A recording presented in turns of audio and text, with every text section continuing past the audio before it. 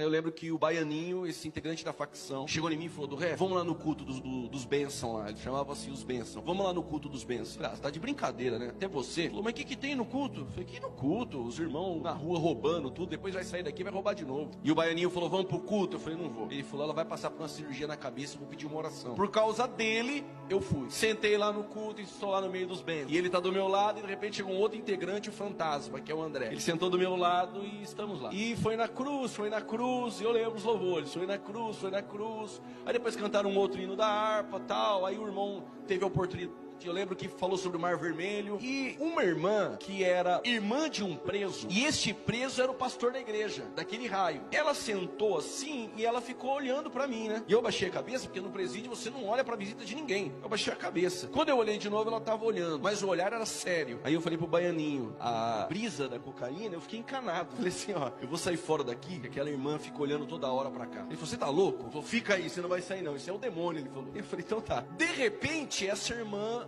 veio na minha direção, e ela na minha direção colocou o dedo na minha cara, e ela disse assim: assim diz o Senhor, Juliano, Deus manda te dizer, estou dando um basta na tua vida do crime, te chamo hoje para uma grande obra, vou te visitar entre dias, não se assuste, porque é Deus. Quando acabou o culto, quando ela falou isso para mim, ela foi embora. Confesso, não sentia mais efeito de droga nenhuma. Saí com a cabeça meio baixa, meio com vergonha de tudo aquilo, porque todo mundo parou pra ver. O Baianinho encostou em mim e eu falei: ele vai zombar de mim. Ele falou: é do rap.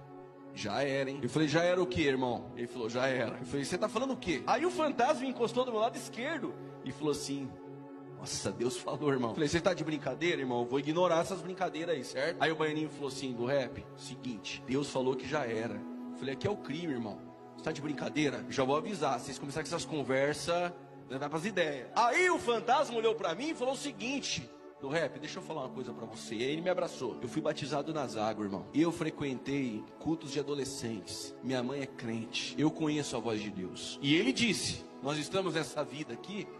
Eu queria ter ouvido o que você ouviu. Eu falei: por quê? Ele falou: porque eu não vou morrer na mão da polícia se eu ouvisse isso. Eu falei: por que não? Porque Deus falou que você é dele. Eu não sei o amanhã, ele falou. Ele falou: a gente não sabe. E fica tranquilo. Ninguém está falando que é hoje. Ela falou que é dentro de alguns dias. Eu baixei a cabeça e falei: tá bom.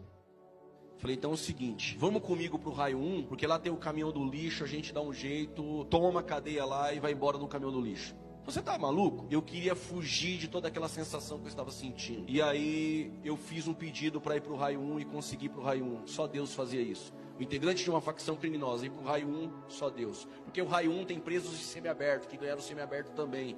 Estavam misturados. 2 dias depois, o irmão David, que mora em Piracicaba, um excelente diácono hoje, ele entrou dentro da cela e disse assim: eu tive um sonho com você. Eu falei: você teve um sonho comigo? Ele falou: tive. Ele falou: Deus me mostra. Quando ele falou Deus me mostra, eu falei: ó, você sai daqui, cara, senão eu vou arrebentar você aqui dentro. Aí inclusive uns irmãos integrantes da facção falaram: mas que isso? Você não pode tratar o rapaz assim. Mas eu tava irado com os crentes. Aí ele falou: vamos lá participar da oração, porque tem oração todo dia cedo no presídio, os crentes fazem. Eu falei: não vou participar da oração não. Naquela noite, era mais ou menos 1h da manhã, eu tive um sonho que não foi um sonho. Hoje eu dou aula de teologia, e se algum aluno de teologia me contasse esse sonho, teologicamente ele dizer para ele o seguinte: irmão, vai orar. Só que a maneira que Deus atua foge do campo teológico. Tem coisas que Deus faz fora da nossa caixinha de conhecimento, até porque Ele é Deus. Eu tive um sonho que eu estava num gramado, mas era uma grama diferente, e tinha uns seres de branco que tocavam harpas gigantes. A melodia daquela música invadiu meu coração, que eu senti uma paz. Sabe aquela paz quando você tem 10 anos de idade? Era essa paz. E eu acordei desesperado e eu estava chorando, que eu parecia uma criança. Eu falei: poxa,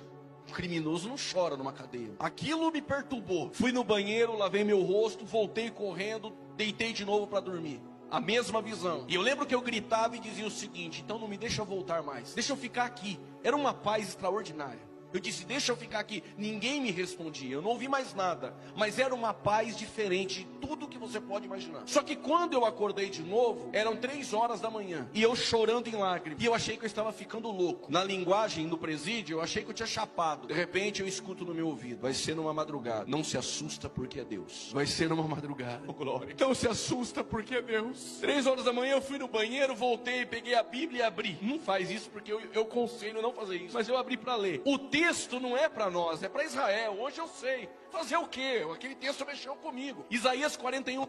E eu marquei na Bíblia que minha sogra me deu. E o texto está escrito: tu, a quem tomei desde os confins da terra, e te chamei entre os teus mais excelentes, e disse: tu és meu.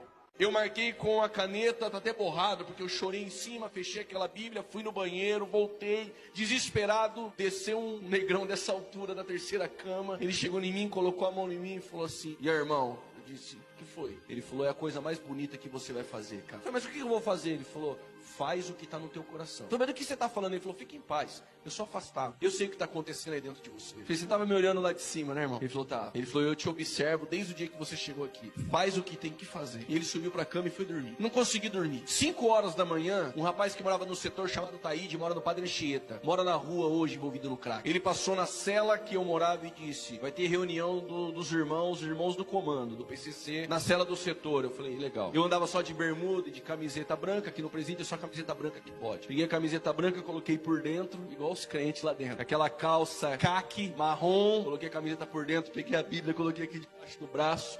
Segundo andar da penitenciária de Casa Branca, eu desci com a Bíblia na mão. Parou o pavilhão. Eu ouvi os rapazes olhando e falando assim: ah lá, o irmão ficou louco. Outros falavam: o irmão chapou. Olha lá, irmão, com a Bíblia na mão. Tá louco, irmão? E eu desci, eu sempre descia xingando, é futebol e tal, tumultuando, eu desci quieto, cabeça baixa. Quando eu entrei dentro da cela, tava o Baianinho tido pro raio 1. Eu fui falar com ele, não aguentei, comecei a chorar. O Baianinho falou assim: eu não falei pra você, irmão? Eu falei: mas e aí? Ele falou: eu não posso falar nada por você. É isso mesmo? Eu falei: isso mesmo. Depois que aquela irmã falou aquilo comigo, minha vida não foi mais a mesma. E Deus me chamou essa noite, Baianinho. Ele falou: não, Deus te chamou aquele dia. É que Deus sabia que você iria relutar mais um pouco. O que você vai fazer? Quando eu fui falar, entrou o disciplina geral do pavilhão. Vou falar o nome dele aqui também. Polaco, lá de Mogi Guaçu. Eu lembro que ele entrou com shortinho azul, sem camisa, pronto pra jogar bola. E ele falou: ó, vai ter reunião. Quando ele olhou pra mim, eu chorando. Ele falou: tá acontecendo alguma coisa no rap? Eu falei: tá. Mas o que é? É com a cunhada, com a Luciane? Eu falei: não.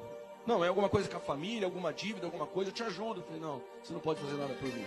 Ele falou: o que é? Eu falei: o seguinte: Jesus me chamou, eu tô indo pra igreja. Ele falou: o quê? Eu falei: tô indo pra igreja. Ele bateu no peito e falou o seguinte: se um dia Deus me chamar, eu vou também.